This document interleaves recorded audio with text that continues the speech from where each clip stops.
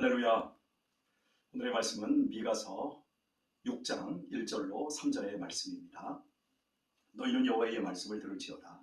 내게 이르시기를 너는 일어나서 산 앞에서 쟁변하여 작은 산으로 네 목소리를 듣게 하라 하셨나니 너희 산들과 땅의 견고한 지대들아 너희는 여호와의 쟁변을 들으라. 여호와께서 자기 백성과 쟁변하시며 이스라엘과 변론하실 것이라. 이르시기를 내 백성아 내가 무엇을 네게 행하였으며 무엇에 너를 괴롭게 하였느냐 너는 내게 증거하라.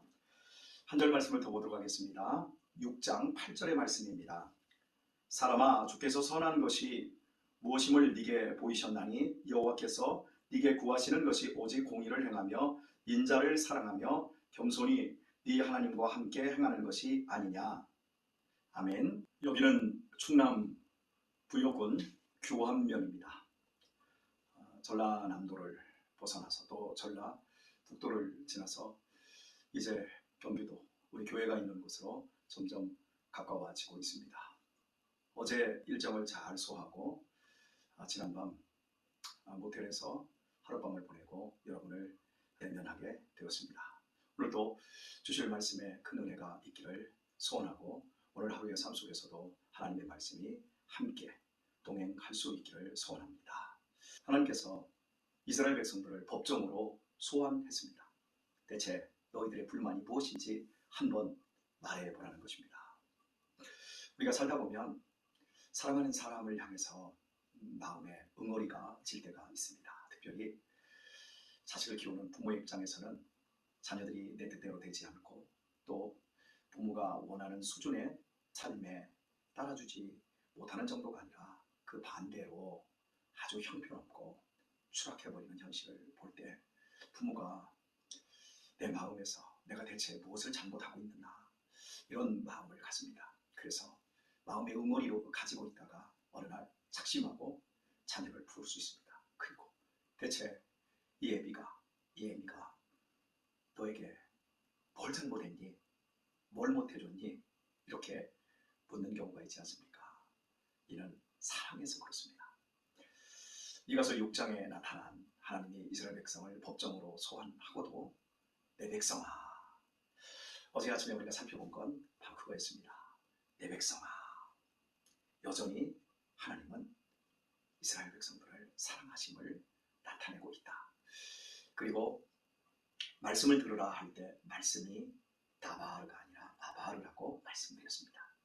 현재형의 말씀, 기록된 말씀이 아니라 현재 너에게 말하고 직접적으로 네 귀에, 네 마음에 심겨주기를 원하는 그 말씀으로 말씀을 들어야 한다고 어제 아침 말씀을 나눴습니다. 오늘은 대체 이스라엘의 불만이 무엇인지 하나님이 말을 해보라고 하거든요. 내 백성아 내가 무엇을 네게 행하였으며 무엇에 너를 괴롭게 하였느냐 너는 내게 증거하라. 이렇게 말을 해놓고 이스라엘 백성들에게 말을 해놓고 이스라엘 백성들이 불만, 지금까지 왜 그렇게 우상을 숭배하고 하나님께 대하여 원망과 불평이 많았는지에 대한 그 구체적인 내용이 전혀 나오지 않습니다. 그리고 하나님께서 일방적으로 퍼붓듯이 말씀하는 내용이 나와요. 이스라엘 백성들의 그 삐뚤어진 그 이유, 그리고 불순종하게 된 어떤 중심의 내용, 그런 부분들을 왜 기억하지 않고 있을까요? 가치가 없기 때문일 겁니다. 하나님께서 기억하지도 또 기억할 필요도 없는 그러한 내용이기에 하나님이 기록을 하지 않았다고 저는 생각이 들어집니다. 자녀를 향해서 대체 너 왜 그러느냐? 한번 말해봐라. 실은 말 듣고 싶어서 그런 게 아니라 부모님이 자기의 마음을, 사랑하는 마음을 자식에게 쏟아내놓고 싶어서 그런 거죠. 사랑으로 설득하고 싶어서요. 그래서 3절에서 말해봐라 해놓고도 말하는 내용이 없는 이유라고 저는 생각을 합니다. 그러나 이것은 우리에게 굉장히 중요하다고 할 수 있습니다. 이스라엘 백성들의 불만이 무엇이었는가? 그들의 불평이 무엇이었나? 그것을 우리가 들여다보는 것은 중요합니다. 이유는 우리도 똑같이 이스라엘 백성들과 다르지 않는 원망과 불평이 있지 않습니까? 신앙생활을 하면서 불만이라고 할까요? 하나님에 대한 속상한 마음이 들 때가 언제입니까? 하나님이 나를 사랑한다는데, 나를 정말 눈에 넣어도 아프지 않을 자식이라고 하시면서도 그 정도로 사랑한다면 특별 대우를 해주셔야 될 텐데 전혀 특별 대우를 느끼지 못합니다. 이런 불만이 우리 안에 있지 않습니까? 저 역시도 하나님 사랑하신다며요. 하나님, 내가 하나님의 자녀라며요. 함께 하신다며요. 그런데 왜 이렇게 가난하고, 왜 이렇게 힘이 들고, 왜 이렇게 고통이 계속해서 겹겹이 쌓이는 겁니까? 제가 어린 시절 신앙이 영소했을 때 하나님께 불만을 토로했던 내용이기도 합니다. 또한 우리가 하나님만 의지하기에는 불안합니다. 하나님만 믿으면 하나님이 다 책임져 주시겠다고 약속하고 있지만 실은 우리에게 당장 필요한 게 있어요. 돈도 필요하고 직장도 필요하고 또 중요한 시험을 보면 합격도 해야 되고 많은 필요들이 있단 말이죠. 그래서 하나님만 의지한다라고 하는 건 너무 한쪽으로 치우친 것 같고, 그래서 적당히 하나님도 믿고 세상의 돈, 실력, 여러 가지 것들을 추구하려고 하는 본성이 우리 안에 있습니다. 이스라엘 백성들은 가장 필요했던 것이 돈이었습니다. 그리고 그들에게 필요한 건 주변의 나라들을 다 우방 국가로 만드는 군사 동맹이 필요했어요. 그래서 솔로몬이 군사 동맹을 위해서 1000명의 여자와 정략 결혼을 합니다. 그리고 그 이후에 이스라엘 왕들이 계속해서 정략 결혼을 통해서 주변의 나라들과 아주 돈독한 관계를 취하려고 합니다. 그러면서 하나님도 섬기고 돈도 섬기고 주변의 나라의 왕들을 함께 좋은 파트너로 섬기게 되면서 온갖 우상을 끌어들이고 세상의 쾌락을 쫓아가다가 결국 망하는 대로 가지 않습니까? 이렇듯 하나님만 의지하기에는 현실 생활에서 너무 불안합니다. 오늘날 많은 성도님들이 고민하고 힘들어하는 부분이 바로 이겁니다. 교회에서 은혜는 은혜대로 받아요. 그리고 마음은 뜨거워져요. 하지만 현실의 삶에 나아가면 문제가 해결된 것은 하나도 없거든요. 힘들거든요. 경제 문제는 막아야 될 카드, 또 이번 달에 또 내야 할 여러 공과금, 당장 자녀에게 필요한 교육자금, 많은 부분들이 현실에서 신앙과 동떨어져 있다는 느낌을 받게 됩니다. 그래서 불안하니까 자꾸 하나님만 의지하기보다는 세상에 있는 것도 의지하려고 하죠. 또 한 가지는 하나님을 의지하면 어려움이 안 생기는 게 아니라 어려움은 어려움대로 생깁니다. 믿음 생활은 믿음 생활이고 현실 생활은 현실이에요. 어려움이 해결되는 것이 아니라는 거죠. 그러다 보니까 우리의 인생에서 자꾸 고민이 되어져요. 어려움이 없다면, 믿음으로 말미암아 고난이 우리 안에서 사라져버린다면 얼마나 좋겠습니까? 하지만 여전히 고난이 있어요. 믿는 것도 어려운 일입니다. 그런데 우리의 삶이 특별 은총 속에서 현실을 행복으로 그리고 평안으로 일궈져가는 삶이 보장되어 있지 않아요. 그리고 당장에 더 큰 어려움들이 우리의 인생을 발목 잡습니다. 오히려 믿지 않은 사람이 우리들보다 더 잘되고 더 형통하고 더 성공하고 평안한 것을 볼 때 우리는 하나님에 대한 불만, 이런 것들이 계속해서 쌓이게 되어집니다. 그러면 결국 오늘 이스라엘 백성들과 같이 이런 하나님의 소환을 받게 되어지고, 하나님이 대체 내가 너희에게 못한 것이 무엇이냐, 한번 말해봐라. 너희를 괴롭게 한 게 뭐냐, 한번 얘기해봐라. 이런 자리에 서게 될 수도 있다는 겁니다. 여러분, 하나님이 왜 우리를 택하셨는지 생각하십니까?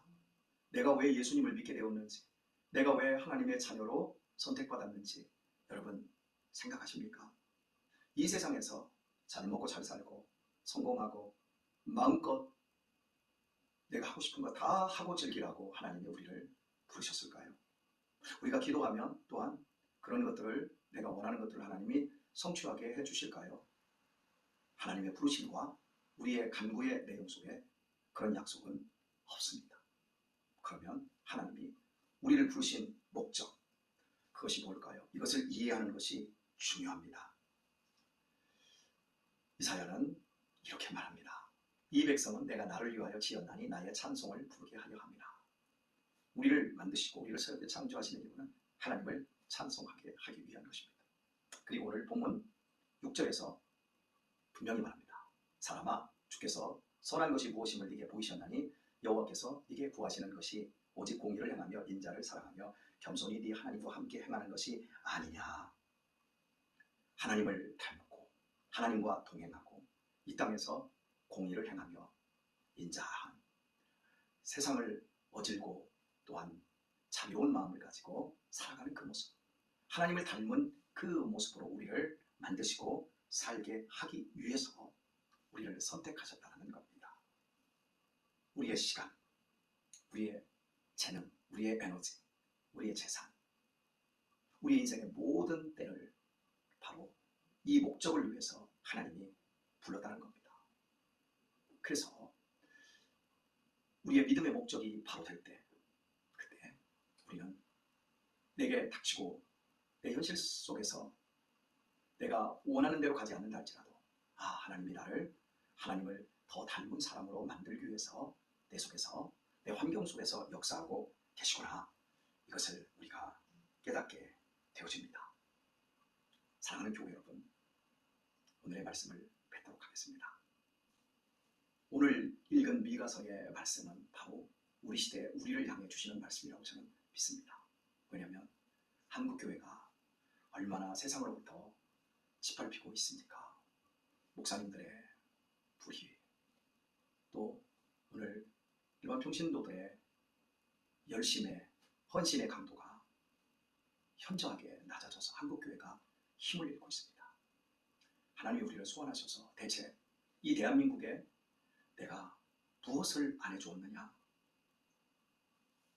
500년 동안 양반 상놈하면서 신분제 사회에 눌려 있었고 970여 번의 외침 속에서 가난과 질병과 무지와 미신 속에 사로잡혀 있던 이 나라에 내가 복음을 주고 평양 대부흥운동을 일으켜주고 독립운동을 할 수 있게 해주고, 그리고 이 나라에 해방을 맞이하게 해주고, 그리고 믿음의 부흥을 경제, 사회의 부흥으로 이루어 오늘날 세계 10대 경제 대국으로 성장하지 않았느냐? 내가 너희들에게 안 해준 것이 무엇이냐? 너희들 배고픔을 못 면할 때 내가 대한민국을 이렇게 잘 살게 해주지 않았느냐? 세계의 가장 큰 교회 10대 교회가 다 대한민국에 있다. 대체 너희에게 내가 안 해준 것이 무엇이냐? 하나님이 우리에게 이렇게 묻는다고 저는 생각을 합니다. 오늘 우리의 불만이 무엇입니까?